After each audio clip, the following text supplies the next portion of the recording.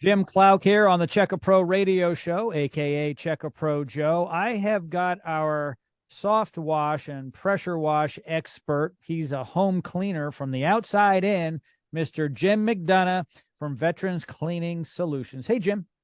Hello, Jim. Nice to be here. Thank you. Yeah, it's great to have you here. All right. So we've talked before on podcasts, and if your product is so good at killing all those live things on the home, are the plants and the lawn in danger of also dying when it drips down? Okay. This is a great question because this is one thing that in the industry, a lot of companies won't address and they won't talk about it up front. And if they don't have a good training program behind them or they're not certified, as in our case through soft wash systems, you don't have the training and a lot of damage could easily occur. All right. And so what you're talking about right now is plant and property protection. And what are the protocols that we're trained in and how do we go through that? So what we're looking at here is you can clean a roof, you can clean the exterior, but if you leave all the plants dead, what good is that for the homeowner, especially those that have very intricate landscaping systems? Where does your downspouts from your rain gutters come out at? How are we collecting that, bagging it, moving it off? How are we diverting it, diluting it, or decontaminating? And we're going to talk a little bit about that here today. It's a great question because I do get this a lot.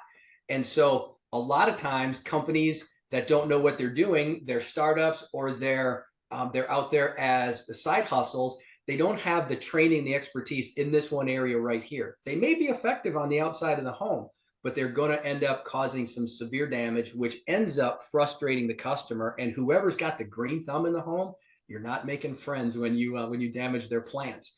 All right, so what we're looking at here is if it'll kill the bacteria on the home. Yes, it can. It has potential there. But what we have to look at is how do we control the runoff? Where's it going? So do we tarp everything and using the appropriate materials to be able to cover our vegetation?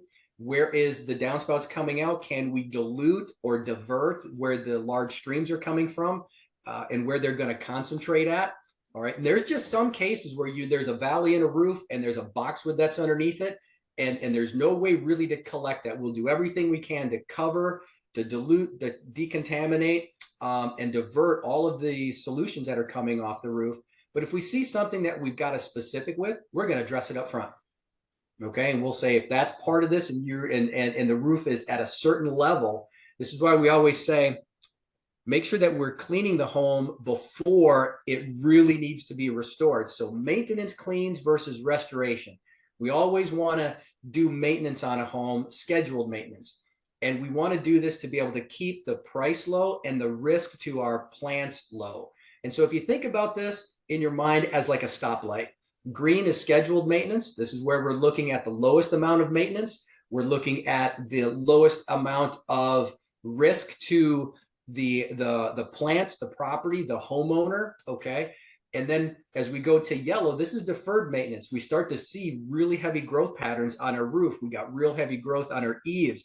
The gutters are filled with material. You've got valleys that have lots of leaves and pine needles. And they're starting to break down and starting to turn into a biomass. These are areas that are going to take more time. They're more intensive. And then they're going to be a bit more costly. All right. And then red. Red is major maintenance. We've just let it go. And so we're going 5 to 7 years before even addressing anything on the roof. Now the homeowner, through a lack of maintenance, has put their landscaping, their roof, and unfortunately, when your roof fails, everything you love is at risk. So we want to avoid major maintenance. We want to do scheduled maintenance every 12 to 18 months to be able to take care of the home, the roof, the exterior. But more importantly, that schedule does not put your plants at risk because the cleaning solutions are milder. It's like anything else. If you keep up with it, then it's not as big of a job.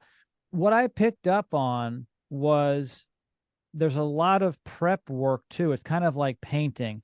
You can paint relatively quickly if you tape off and tarp everything really well. Wouldn't you say it's the same thing for cleaning the roof and the siding? If you take preparation up front, you can forego some of the, we'll call it overspray and the downspout and all that stuff, if you know where everything's going to end up ahead of time and you cover certain things, you don't have to worry as much about the after effect. That's exactly right. You're reducing the risk of damage to anything that's in the surrounding. If you've got windy days, where's your overspray going? Where's your cars parked? What's on the other side of the fence? All these variables that you look at, and in a static world where there's no wind, everything's just going to fall straight down. But in a dynamic environment where we've got some wind, we're projecting water and things like that, things can become a little bit more fluid. And so we want to make sure what we're doing. But you are absolutely right. It's all in the prep work. And that's where our trained professional certified applicators that have been trained and tested through soft wash systems really come into play, because they're going to lead the homeowner through the cleaning project.